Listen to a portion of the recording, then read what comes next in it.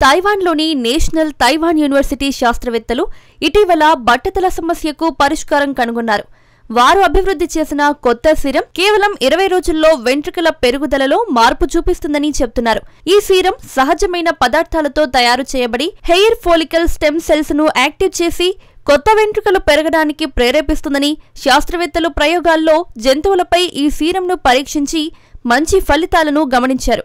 వారు ఈ పద్ధతి ద్వారా మానవుల్లో కూడా సమర్థవంతంగా పనిచేస్తుందని ఆశాభావం వ్యక్తం చేశారు. ఈ సాంకేతికత వల్ల భవిష్యత్తులో బట్టతలతో బాధపడే వారికి కొత్త ఆశ కలగవచ్చని భావిస్తున్నారు. ప్రస్తుతం ఈ పరిశోధన క్లినికల్ ట్రయల్స్ దశలో ఉందని సమాచారం.